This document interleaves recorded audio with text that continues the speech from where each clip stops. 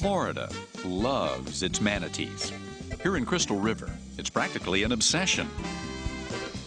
Nearly everywhere you look, there's a manatee looking back at you. On shirts, on buildings, and even on license plates. But despite their popularity, times are tough for these lovable beasts. Recent surveys show that Florida's manatee population is steadily declining, and today there may be less than 3,500 left in the wild.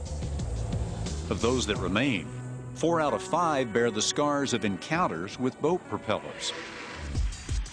But what's most puzzling is why manatees don't swim away from the noisy motors of oncoming boats. Dr. Edmund Gerstein has been puzzling over this question for nearly 3 decades. Ed began to unravel the mystery with the help of 2 captive-bred manatees trained to perform simple tasks. Well, we asked a simple question: is it possible that manatees can't hear the boats?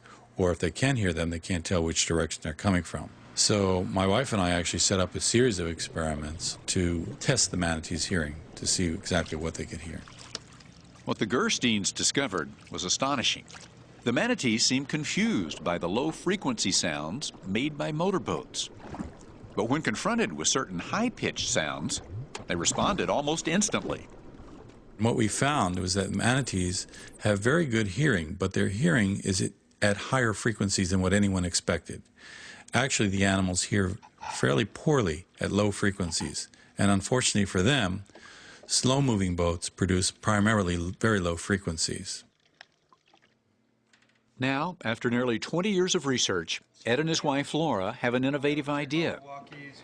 Could they develop an alarm that exploits the manatee's best hearing abilities?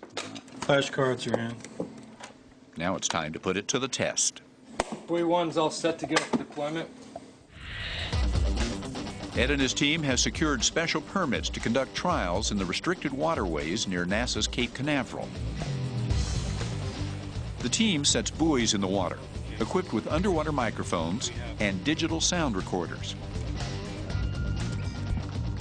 Being naturally inquisitive, manatees soon move in to inspect the buoys. And when they do, Ed and his team approach them in boats. The drivers are trained to prevent collisions. But will they need to? The boats are equipped with new alarms. They are emitting a high-pitched sound that Ed believes the manatees will hear.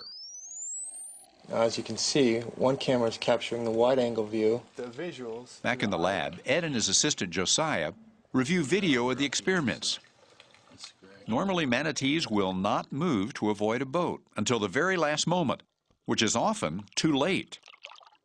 But when Ed's vessel sounds the alarm, the manatee's reaction is clear.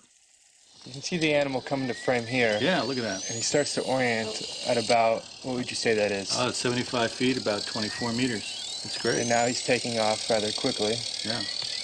This is a successful alarm run. Yeah, it's really good. You can definitely tell the animal reacts. Again. And again. And again. We've got 17 alarm runs, and for those alarms, we got 100% reaction. We got animals reacting way before the boat gets there. And we've got over 65 silent runs where 97% of the time the animals haven't reacted at all. The alarm is a success. Ed hopes that someday all boats in manatee-filled waters will be equipped with similar devices. In a sense,